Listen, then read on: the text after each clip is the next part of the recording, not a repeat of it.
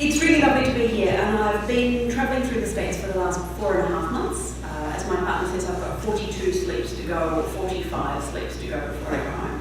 It's been an incredible trip, and it's been incredibly affirming in many ways. Because the issues we're having in Australia are the same as the issues you guys are having here. So before I go on, I have 2 confessions to make. First and foremost, I'm sorry, but I'm a teacher.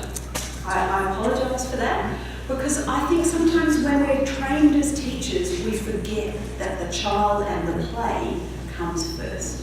Sometimes we lose that ability to play because we're so focused on meeting that curriculum goal, which is something I'm trying to train myself out of. The second confession I put forward is that I'm addicted.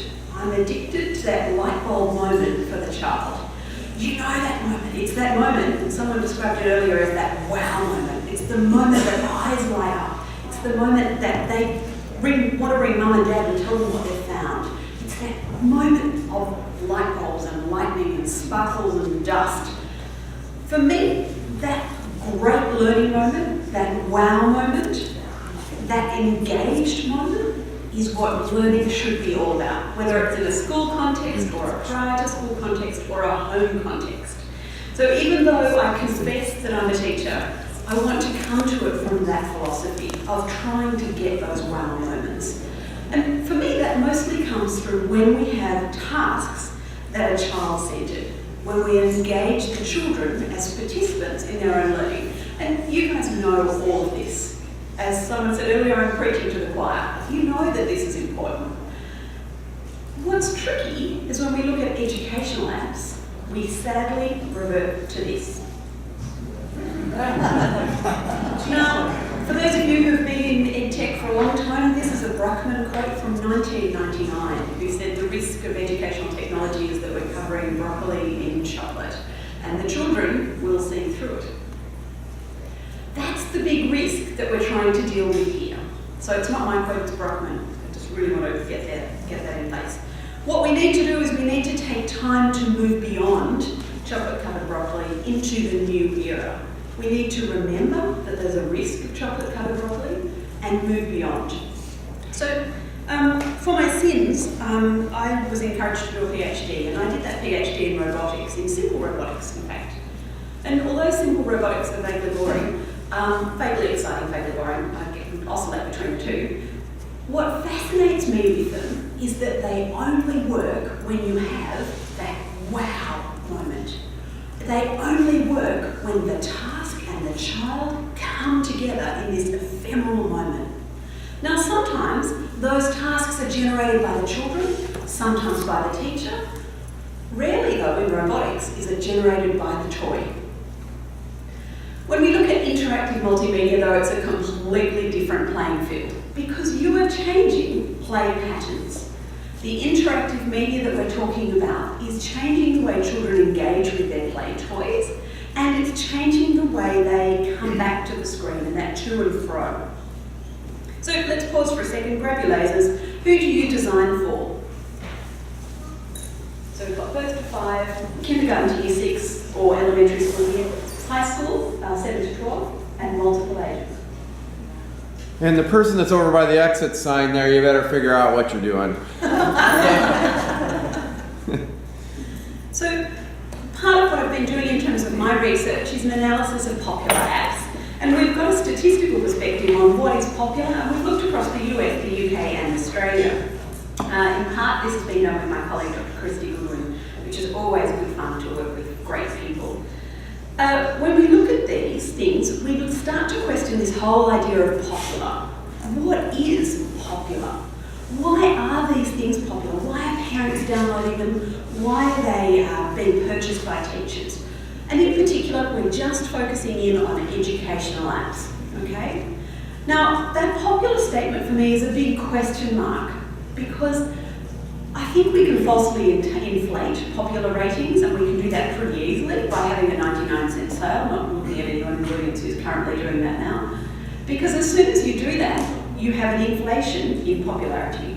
So the methodology we've used is to try and do time sampling, just random dates. We just randomly choose a date in April and a random date in October. Now, what's interesting is that when we start to analyse this data and looking at age and curriculum and pedagogic design, we see some interesting patterns. So the first one I want to share with you is this. This is an analysis by age from 2010 to 2013. I haven't included the 2014 data because I'm missing about 8 apps that were popular in October. What fascinates me is this huge number of apps for young children and this very few apps in the high school zone, although there's sort of peaks and troughs. So my question is, when we're looking at paid apps, is it that the high school kids don't want them? Is it that they're not downloading them, they prefer to have free apps? Is it that they'd rather be online? Or is it that developers aren't creating them? It's a whole sort of, it raises more questions than it answers in many ways.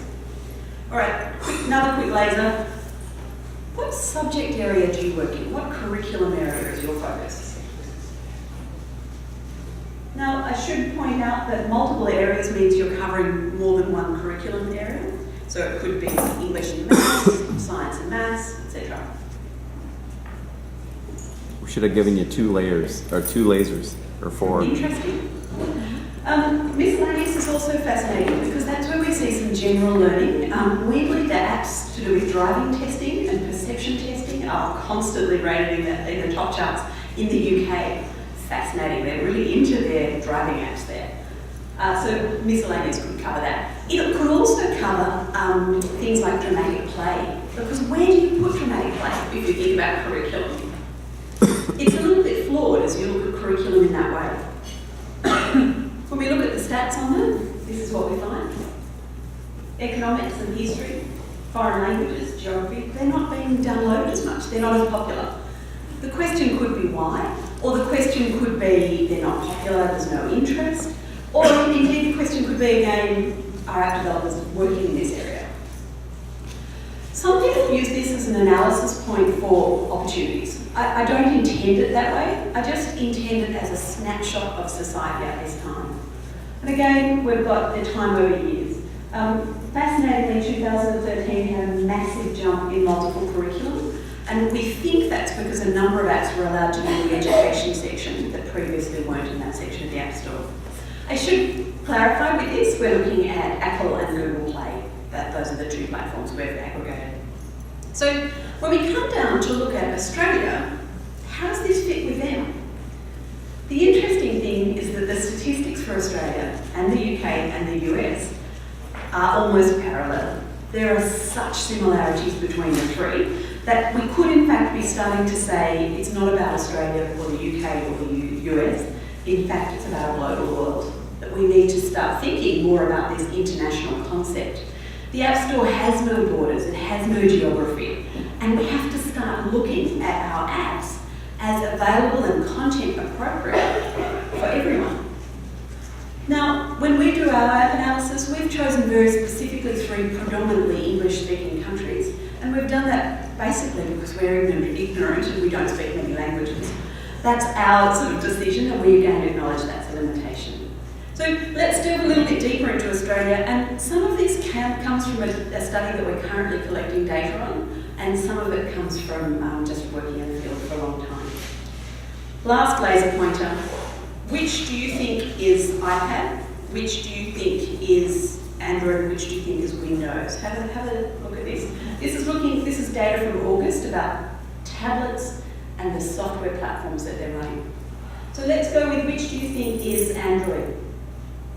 This is available. This is people who have them. This is the Australian statistics on the software that's currently being used. Which do you think is Android? Interestingly, those of you who were on 47% are correct, because in August, for the first time in Australian history, we see some data that indicates that Android is increasing. Now that increase is only marginal, it's 1% increase, but it's something that really needs to be acknowledged. When you look at the American statistics, it's not quite the same. When you look at statistics from the UK, again, it's not the same. In Australia, we're seeing a big push for Android-based devices. Now, part of that push, I think, is economic, and part of it comes from the school system, where a bring your own device policy is becoming increasingly popular. So when a parent is told they have to bring their own device to school, they have to purchase a device for their child, do they go and choose the most expensive one, or do they choose the cheapest one? In fact, many parents are choosing the cheapest one. Now, there's a big implication for you as app developers that if you want to be involved in Australian schools, you have to be considering whether just choosing one platform is a wise decision. Now, I'm not saying that all Australian schools only choose one platform or they have a bring your own device system that is encouraging both platforms, but I'm saying we have to be aware of this. And perhaps we need to be looking at apps like Explain Everything that are working across both platforms seamlessly. Thinking about it that way. And there's been a number of people who have echoed that over the last few days. What's the 7%? The 7% is Windows. Oh, sorry, yes. Those kooky Windows people. We've seen a few of those here this week. Interesting. Sorry, I'm clearly not a fan. I guess they won't be giving me a job. Alright, I've got 3 key take-homes for you today about differences in Australia that I've noticed, and particularly over the last few weeks.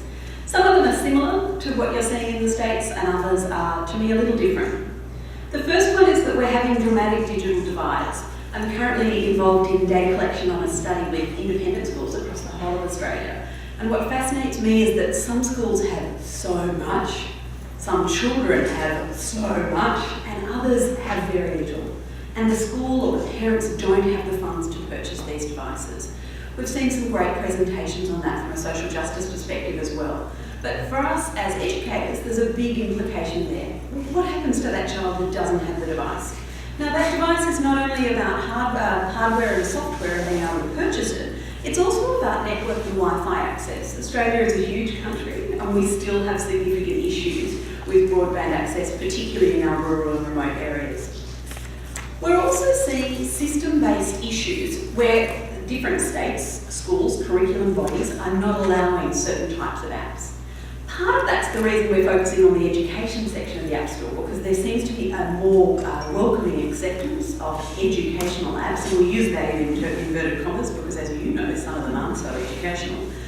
My favourite educational app in the App Store in the top 10 is actually a pregnancy calculator. I'm not sure how that's education. You might be able to explain that to me later. There's a lot of motivation. There's a lot of motivation there, definitely.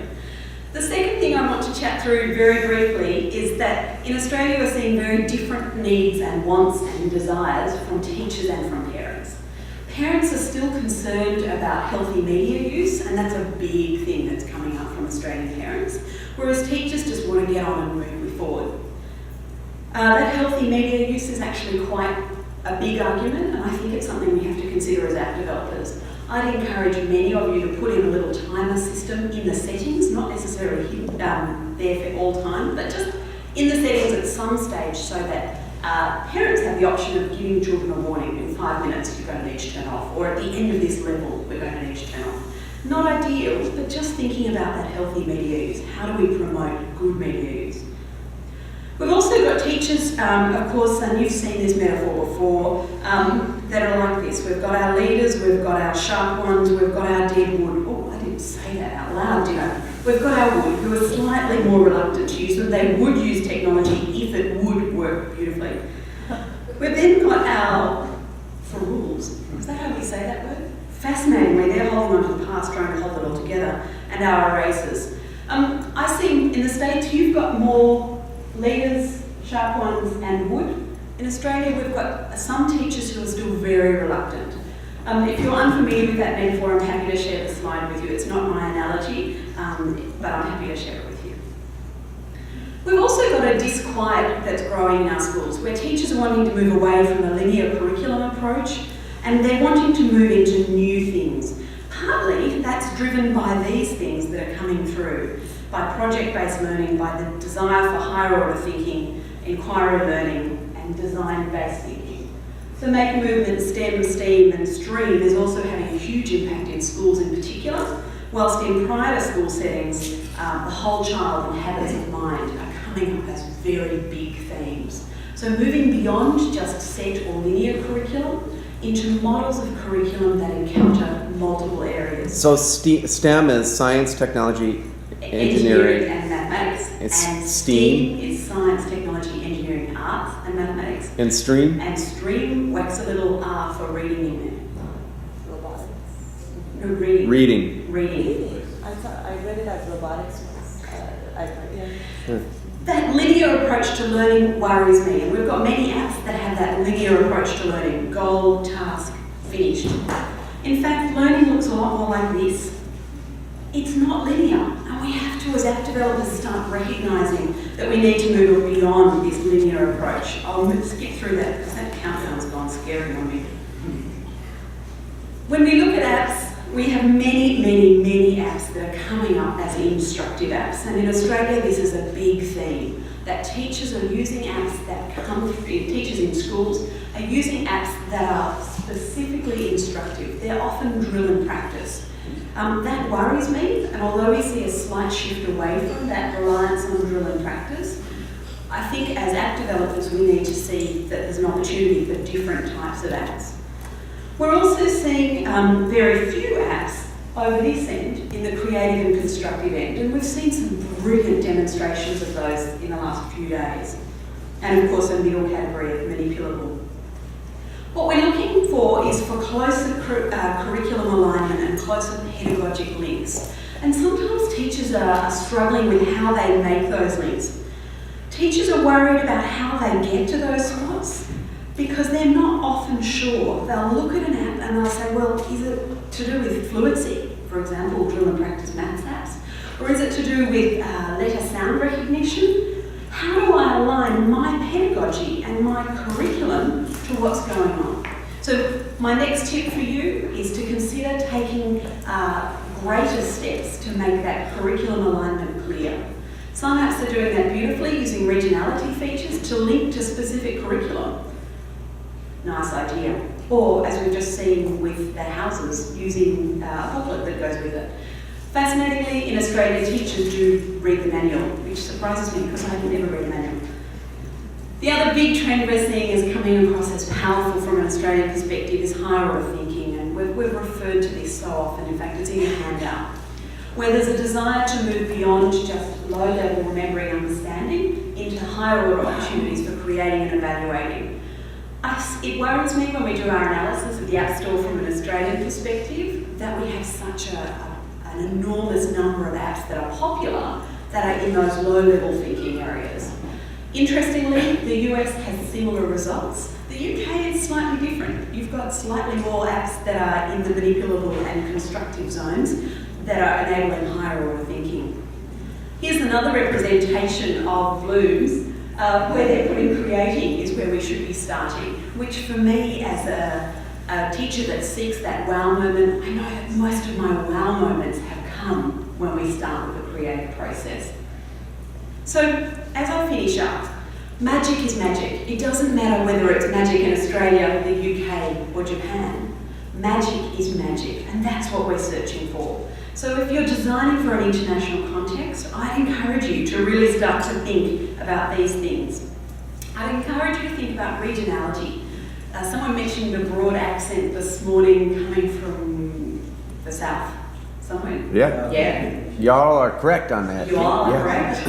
I'm practicing my y'all. I'm about to go to Dallas. I better get it right before I get there. You have that same regionality issue in your country. That regionality issue is amplified when you move to Australia. In particular, those letter sound people, Z, In Australia, New Zealand, the UK, India, Z. Thinking about how you apply regionality is important.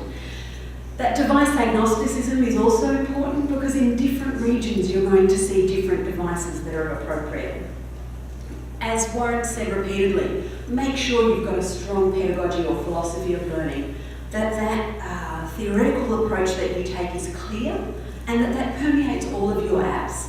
That builds trust for parents, for teachers and for children. And that trustworthiness is an incredibly powerful tool because once a company is popular and trusted, they continue to reappear in the top charts over and over and over again, which makes it hard for indie developers.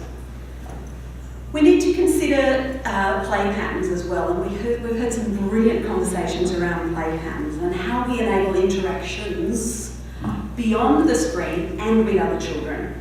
One of my favourite apps comes from Shiny Things. What's it called, Matt? That matching one? Matchblitz. I love it because we see older children playing with younger children. Another one, of course, we've seen with Top of Tea Party. Anywhere where we can have multiple children engaging around the screen. And of course, engaging beyond the screen.